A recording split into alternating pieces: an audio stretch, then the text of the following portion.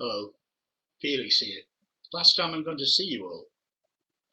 Remember, I've been telling you the stories, the story that Eli told us about the patriarchs and prophets, how they led up to the birth of the forerunner of the Messiah. We were actually there at the time, up in the hill country. About how Matthias, our translator, told us about his sort of cousin Joseph and what happened to him and his betrothed Mary. And last time, of course, I told you about when that child was born and everything that went on, and meeting again with our friend Eli from a few years before, who was miraculously cured. Well, I also told you about meeting Matthias' family and especially his sister Esther, but more of that later. Sometimes it could be a pretty good life, working for Herod. Now that might seem funny. Well, we weren't really working for Herod, as you know. We were sort of clandestine mercenaries, still proper Roman auxiliaries. Myself and my companions from the hill country, mountain country really, in the north of Italy.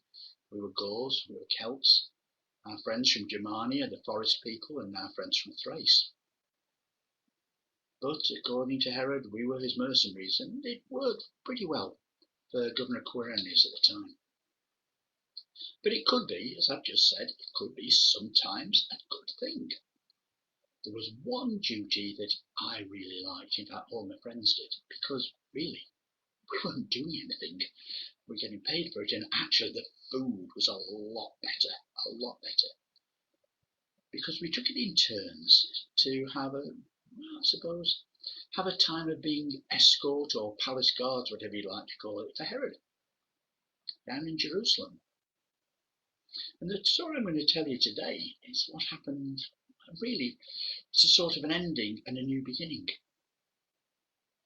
Because we've been chosen, 2 tent parties of us, that's 16, to be the palace guard, escort, guard of honour, whatever you'd like to call it really.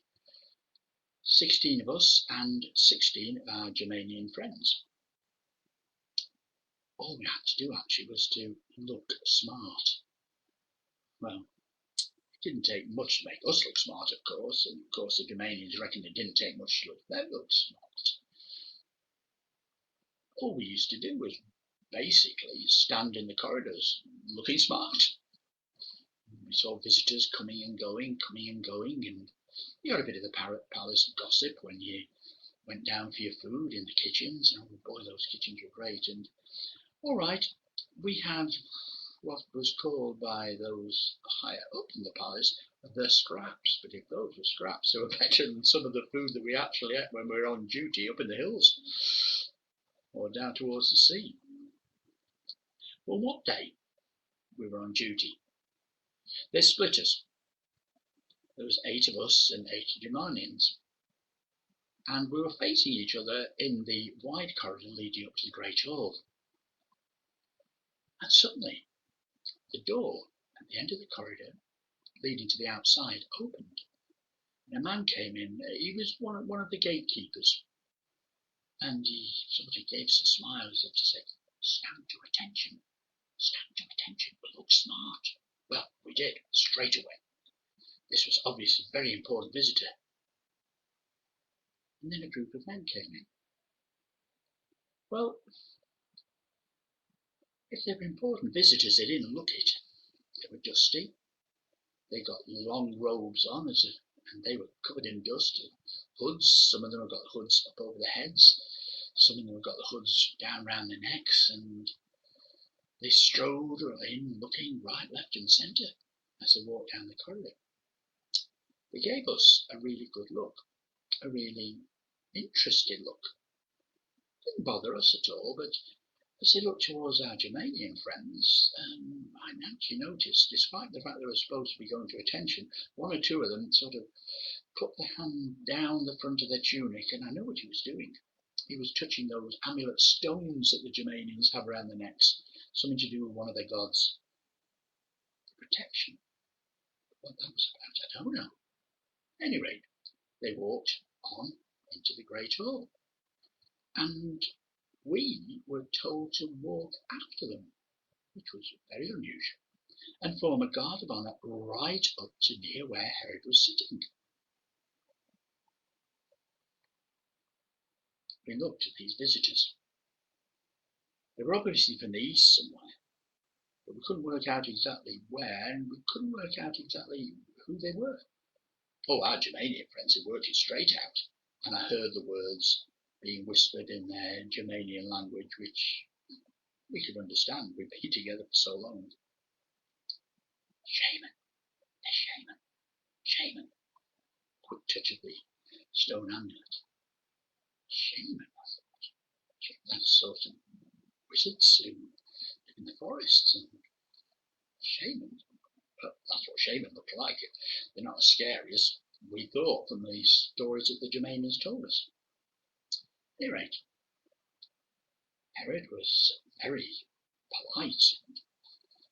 So many words said, "It's good to see you, and I'm really pleased that you've come. You've obviously come a long journey and would like some food, and why have you come here? It's good to see you, but why have you come?" And then, in the common language which we all understood, one of them said, "We've come to find the boy who's been born King of the Jews." We could have heard, well, we could have heard a mouse squeak. There was absolute silence. We looked at each other. The Germanians were looking at each other. Some of the courtiers were looking at each other, looking worried, and Herod looked as if he'd been hit by a bolt of lightning. "Could you say that again?" said Herod. "We've come to find the boy who's been born King of the Jews. We saw his star when we were in the east, and we followed it all this way, and we want to go and then they said a strange word, worship him."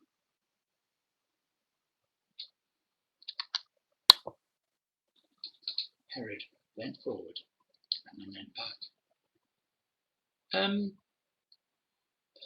Let me have a word with some of my advisors, my people, and if you'd like to go and these men, he said, pointing to us and the Germanians, these men will escort you down to the kitchens, and you'll be given some food for after your journey, and I'll find out where this prince is for you.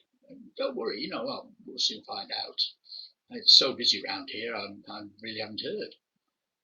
Oh, yes, of course, he's not in the palace. No, we wouldn't keep a prince in the palace. No, this is a working place.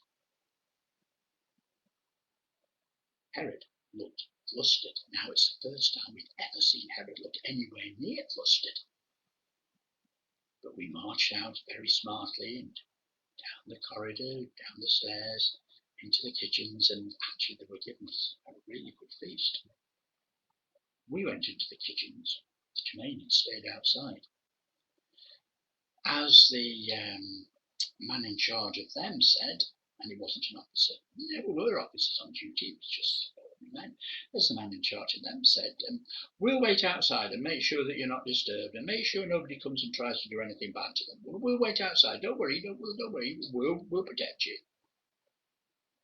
As we went in, we could hear again, shame, touching the stone and everything. Well, we went in. There was a lot of talk in the kitchen, and mostly about who are they amongst the kitchen staff. And then one of the number turned round. "I know you want to know who we are. We're Magi."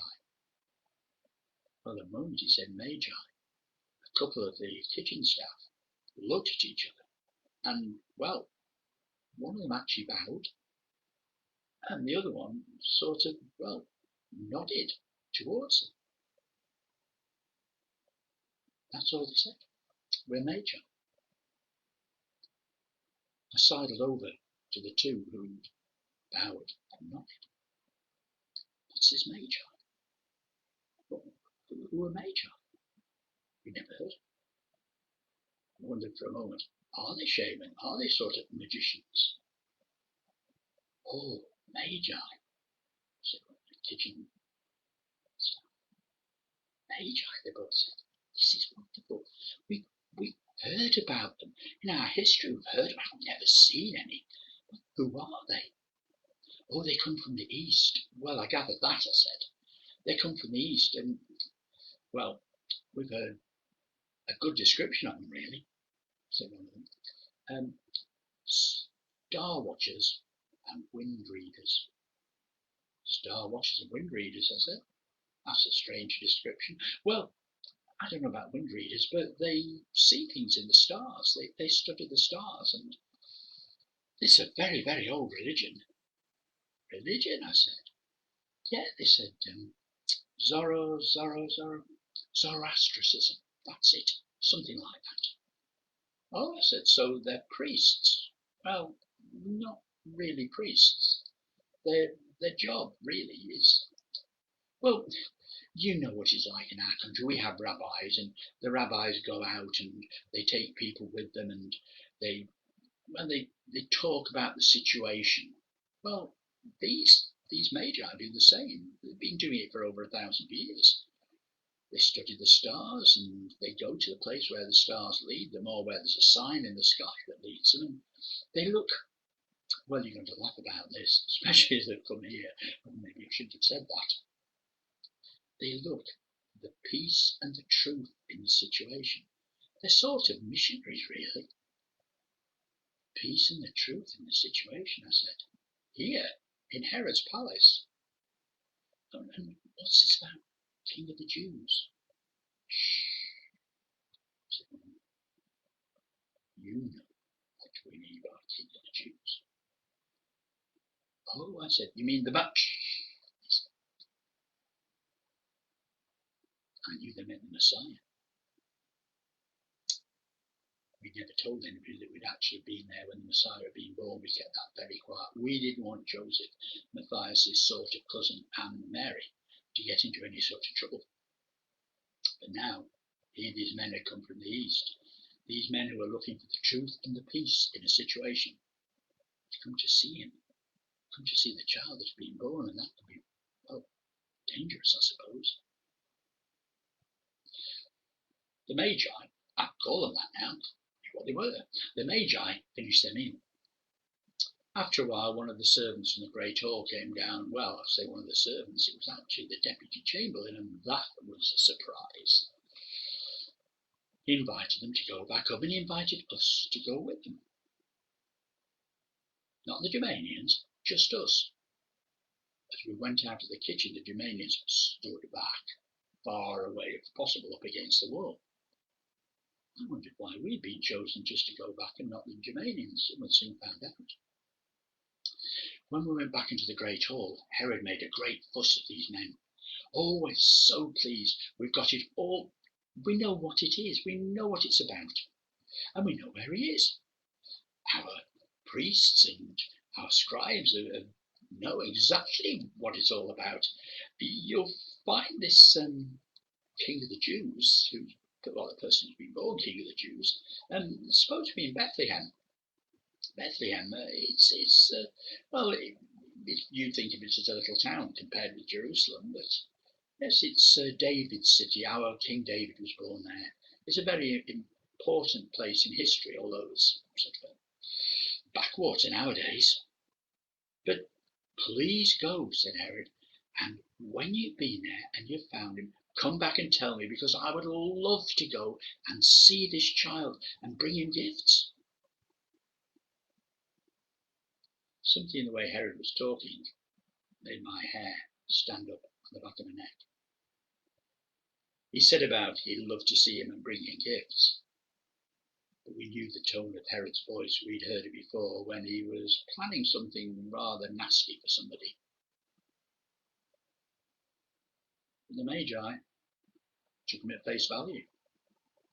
And I'm going to send these men with you, said. These men, they're some of my soldiers, and I trust them.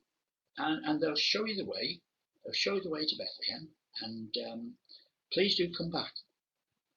Come back and tell me. I'm really looking forward to seeing this child. Really looking forward to seeing him. And his parents. Yeah, really looking forward to it. The Magi were given a rest for the night. We were equipped for the journey. Actually, it was rather good, because coming on the journey as well, because he was heading north, and he was heading off via Bethlehem, which is where he came from, was our old friend Eli. And, of course, because we were going out country, Matthias, our interpreter, was coming with us, even though there were only a small group of us. It was great to be together with the two of them again. Most of us knew them both, and we liked them, and they liked us. The Magi didn't say much. They travelled with us, and we made our way to Bethlehem. Quite easy, actually. It was interesting on the road, though, that a lot of people, well, bowed and nodded their heads or made some sort of open-handed gesture and bowed when they saw the Magi, as if the word had gone out that Magi from the east were here. But they were very single-minded. They didn't stop, they didn't talk. And eventually we made our way to Bethlehem. Matthias was worried. I don't like this, he said. I don't like this. I wish I could get a warning out to Joseph to get out of Bethlehem. Just get out. I just feel there's something wrong. I said, I think you might be right. We were there when Herod said, "Oh, please tell me where he is. I want to bring him gifts," said Matthias. Yes, we know what sort of gifts he probably given. We eventually got to Bethlehem. It wasn't hard to find where Joseph was. He'd already set up his carpentry business. They weren't going back to Nazareth yet. The baby was too small, and, well, happily, as Matthias said, some of Joseph's family had really welcomed them and the baby eventually. The Magi prepared to go into the house where Joseph and Mary were with the baby. Well, baby is nearly 2 years old now. Actually, when Matthias showed them the way, he came back and said, "Actually, Joseph's not there. I don't know where he is. And that's worrying. I hope he's all right. I hope he's not in hiding." No, he wouldn't be in hiding. We were asked by Herod to go all the way with the Magi, but we waited outside. It was one of the typical houses. The doorway, because of the time of the year, there was no door on it. There was just I suppose we'd call it a sheet across the door, but that was pulled back. It was so hot. We saw them go in. We saw them kneel in front of that child and Mary and put gifts on the ground. And when they'd done that, they just stood up and they backed away, bowing all the way to the door. As they came out, the one who'd said, "We're Magi," way back in Herod's palace, said, "Do you know a good place to stay? We're going to stay for the night and then make our way back to Jerusalem." What a wonderful sight. What a wonderful sight. So worth the journey. Peace and truth is in that house. Matthias showed them the inn where they could stay. And that would have been it. Except the next morning. Well, not long after midnight, actually. We heard movement. It was the Magi. They were packing up. They were packing gear together. They'd got some camels. Well, come on, camels, but they got some new camels. And I recognised the person who was handing the camels over to them. sort of an exchange. It was Eli. And he was pointing not to the main road, but up onto the hills. The Magi got onto the camels, very, very quietly.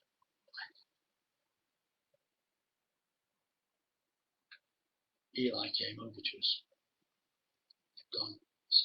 Oh, we saw that. I said to him, no, they've gone. Oh, I thought they were going to wait for us. And why do you point to the hills? They've had a dream. Well, two of them had the same dream. And in the dream, said Eli, they were warned not to go back to Herod. That is a good dream and a good warning. I said, yeah, I know, said Eli, I know. So I pointed the hill route. They won't go anywhere near Jerusalem. Then cut through the hills, 2 or 3 valleys along, then they hit the road. And they hit the road back east. They're going to have at least 3, 4, 5 days lead on anybody that come after them from Jerusalem. We're going to be in trouble, I said. We're going to be in trouble because we're not stopped them. You were asleep, said Eli. Matthias had come out, now rubbing his eyes. Oh, what's going on, he said. So we told him. Good move, said Matthias. Good move. I hope they make it back all right, I said. I hope Herod doesn't intercept them. Then I think both Matthias, one of my companions, Eli, and I had the same thought. We all looked at each other. It's not the Magi is going to be after, is it? I said. No, said Matthias and Eli together. And my companion said, and we're going to be in trouble for not stopping him. Don't worry, said Matthias. They sneaked off in the night. Go back to bed.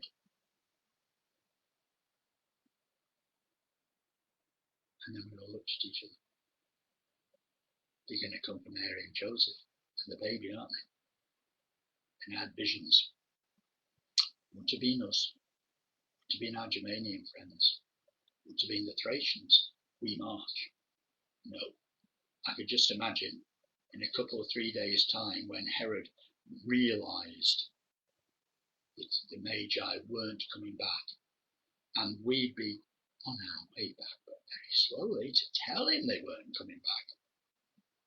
We'd be passed on the road to Bethlehem by the ones that we really could not stand.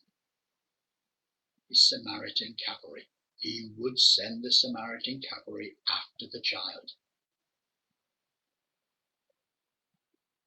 What are we going to do? I'm going to warn him, said Matthias. I'm going to warn him. What are you going to say? I'm just going to tell him, get out. And, said Eli, I'll come with you because I want to tell him the best way to get to Egypt. Egypt? I said, it's his only chance. It's their only chance, said Eli. I know the back roads. I know the back roads. I can tell them which way to go. I can't go with them because, they need to go in secret. So the two of them went off. And yes, they went. And yes, they went to tell Joseph to go. But Joseph had already packed. Matthias told us afterwards. He'd been warned. He'd been warned by an angel again. Get out of the country. Head for Egypt. And so he did. He headed for Egypt. We marched south. We were passed by the Samaritan cavalry heading north. And you know what happened there, don't you? And I don't want to go into that. It was horrible. But Joseph and Mary and their baby, well, young child, got out. It wasn't long after that Herod began to have sort of suspicions about why we hadn't done anything. And I think he was already suspicious that actually we were working for Rome, even though technically we were his mercenaries. He dismissed us. Us, our Germanian friends, our Thracian friends, dismissed us. Sent us home. Of course, we didn't go home. Oh no. No. Quirinius kept us there. But now we were officially Roman, although we stayed at the coast. Well, most of us stayed at the coast. What happened next? Well, to use our friend Eli's phrase, to cut a long story short, Rome took over. I was old enough and had served enough, although I wasn't that old. And as a sort of a reward, we were offered land near Caesarea on the coast. But I didn't want to go on the coast. No. To cut a long story short, Esther and I got married and we went to live in Galilee, which is where I am now. Which is where I am, my wife, my children, and my grandchildren. And it's been a good life, a wonderful life, and surprisingly, although my brother didn't become an auxiliary, my nephew, his son, actually did. And I've heard the last couple of days that he's in Caesarea on the coast. Name's Gaius. I think I might go and see him. Have an interesting conversation because, well, to cut a long story short, Joseph and Mary came back. Jesus grew up. And I'm beginning to hear he's doing some absolutely fantastic things in the country. And as my old friend Matthias said, we know, don't we? And yes, we do. What was it the Magi said? Peace and truth. It's been good talking to you.